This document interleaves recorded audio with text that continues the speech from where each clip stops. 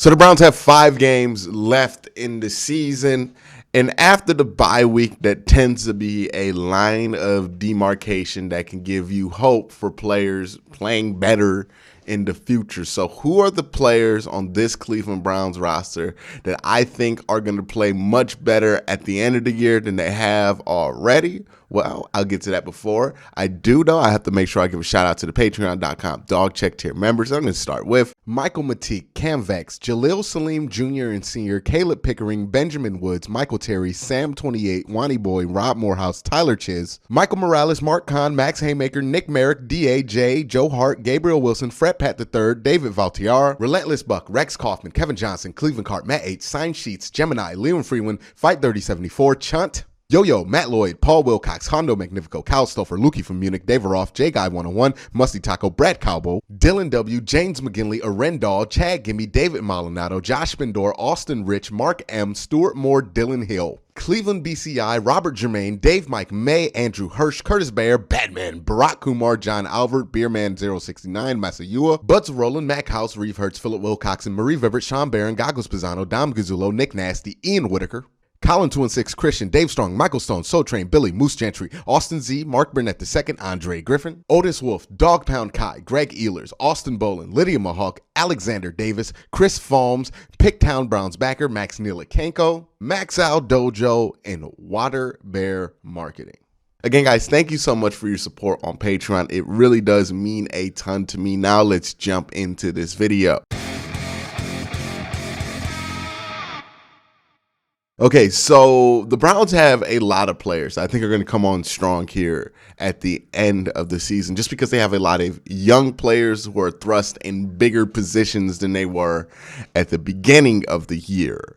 One of those players is JOK. I think JOK is going to really unleash his full potential. Now, this would be a jump from an already high point, right? So it's not going to seem like a huge leap because he's already been playing at what some think is a top 10 linebacker level in the NFL, period. Like regardless of factoring in rookies or not, like as a stand-up linebacker, he's been that good when he's been on the field. But I think he has a lot more that he can do. And I think what we saw with him in the Baltimore game, where he was going sideline to sideline more often, where he was playing some middle linebacker, where he was covering the tight ends, where they gave him a lot more responsibility. They put a lot more tricks in that bag there for JOK. And I think that's going to continue to be the norm for him as the season goes on. And if that is, the more responsibility you give JOK, the more room you give JOK to make plays, I think the more plays he's going to make. I think he is a very special ball player. He is very fast.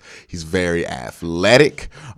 He's not very big, but he seems to be able to get blockers' hands off of him. And as the season has progressed, he has gotten much better at it, and he didn't start at a bad place at it. So it doesn't seem like this is somebody whose size is going to affect him because he understands his angles well, and that can really get you out of a lot of bad situations. If you want to know what I mean by like he knows his angles well, go listen to like Ray Lewis when he talks about how he learned to blitz as a stand-up linebacker. He had to learn angles, and that's something that JOK seems to inherently understand is his angles and where he can put his hands and how he can get off of a guard if he needs to. So JOK, he's already been playing at a phenomenal level. I just think they're going to give him more responsibility, more snaps, more time to shine. And the more time you give a player like JOK to shine, the more plays that a player like JOK is going to make.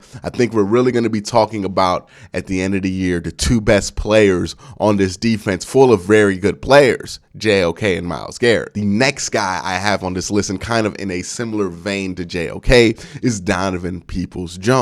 Because quite frankly, I think one of the adjustments that this team's going to make after the bye week is getting the ball to the wide receivers more often. And I think that's going to mean a ton more targets for somebody like Donovan Peoples-Jones. I think his numbers don't really reflect the level of play that he's been playing at this year. If you look at the film, he's been open a lot more often than what would appear. if you just look at his targets. And I think he's somebody who provides a unique skill set in that wide receiver room that the Browns don't have. The Browns don't have very many tall receivers. I think he's the only technically tall receivers, right? We have a lot of guys under 6 feet in that wide receiving room, which is why I think they go to a lot of tight ends often, right? Because they want those bigger targets in the middle of the field, because Baker has an issue seeing through the middle of the field. So you have bigger targets. It just makes it a lot easier to attack the middle of the field there. And I think Donovan Peoples-Jones being of that size allows him to stay on the field more, allows him to be in a lot more packages, and allows him to run a fuller route tree than like a Jarvis Landry could, because you can only get the ball to Jarvis in certain spots of the field because of some of the issues that you have with finding passing lanes.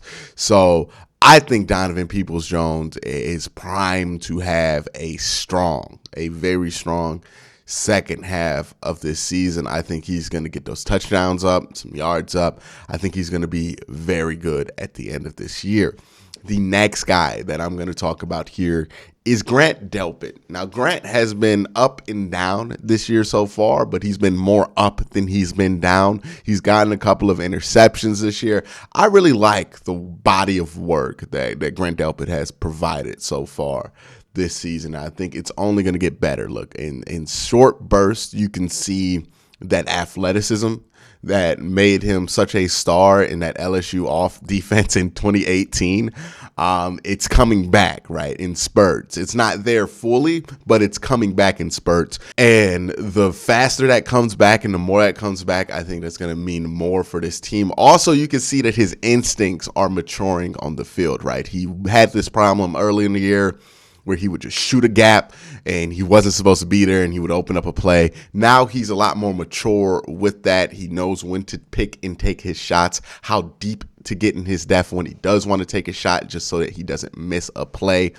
He's gotten a lot more physical. His tackling, I feel like, has improved throughout the year. I think Grant Delpit's going to be a solid player for the Cleveland Browns. Maybe not the star player that we were hoping for when he came out of LSU, but I do think he's going to be a very solid safety with some very high potential if you can get him past that level of just good. I think Grant's going to be a very solid safety with a lot of potential.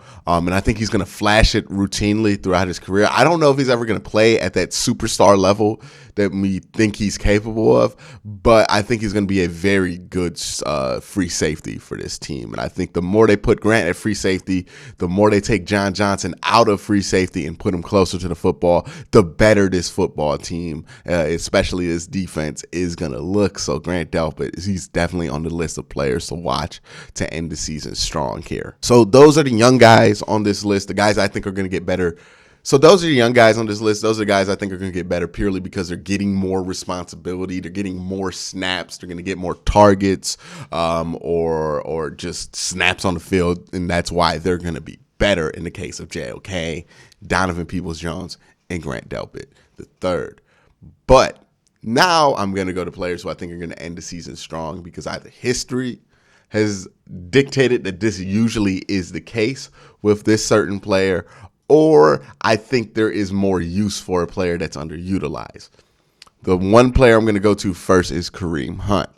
Kareem Hunt is underutilized in this offense. Now, there are a lot of underutilized players, and that's why one of my things I felt like could help this offense is if they just condense the players that they go to, right? Just take out all the experimental stuff and just stick with what you have, right? Nick Chubb, Kareem Hunt, David Njoku, Jarvis Landry, Donovan Peoples-Jones, and then build your offense around those core players and really just play like that instead of having to have all these personnel packages where you're trying to get this one guy in for one play and you want this gadget guy in for this play, and then we're throwing JoJo Natson out there for whatever reason. No, let's just focus this in to the players that can make plays and just have them out there. And I think if they do that, that means Kareem Hunt is going to get the ball a lot more. I think he's underutilized as a runner, and I think he's been underutilized this year as a wide receiver, even though he is one of the leading wide receivers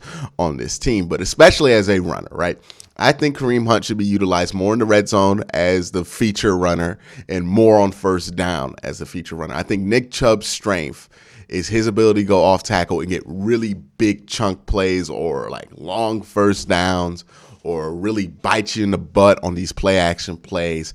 I think you can get the best out of him between the 20s, down the line, and on second and third down. I think flipping that from what the conventional belief is, Kareem Hunt should be the first and fourth down back, despite him being the smaller back, because Kareem Hunt goes downhill. Like, regardless of if he gets anything, he goes downhill immediately. And on first down and on third down, that's been not third down, on first down and fourth down, my bad.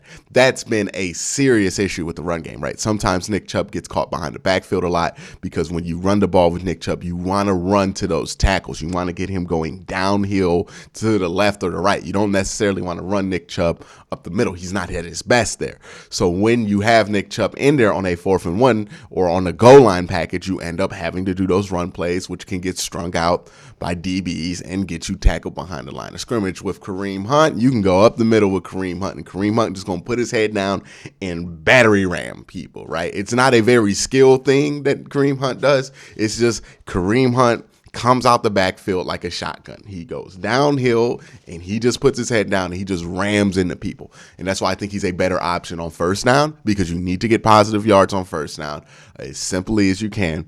And I think he's a better option on fourth down and in the red zone. And I expect him to have bigger numbers this year.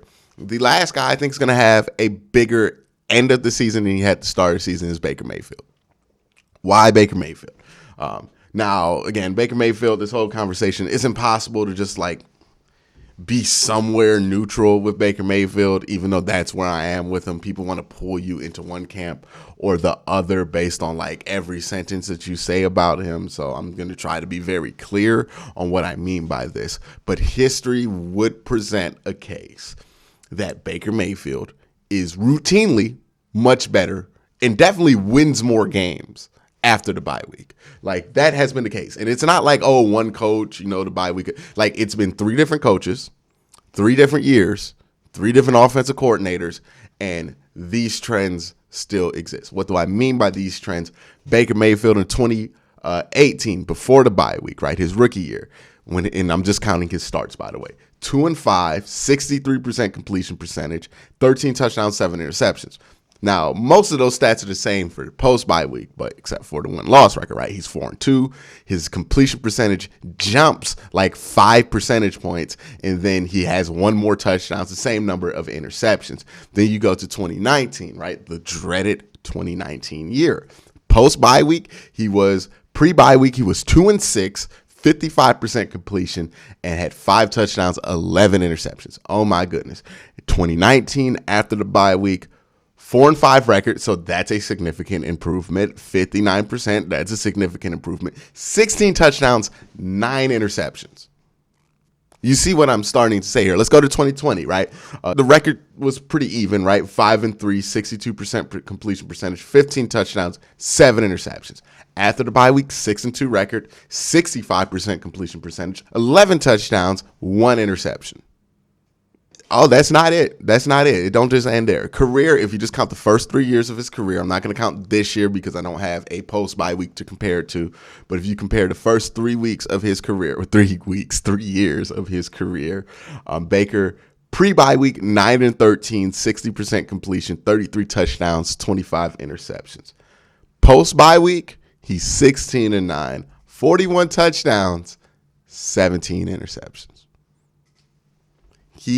For whatever reason, I'm not going to try to explain it. I don't think there is a logical explanation for this. I think this is a cool coincidence, but for whatever reason, this man is much better after the bye week. For whatever reason that is. I don't know what he does during the bye week, but the numbers are not lying. He does this he has done this every year of his career. If he does not do this year, this will be the first time where his numbers don't make a significant jump after the bye week.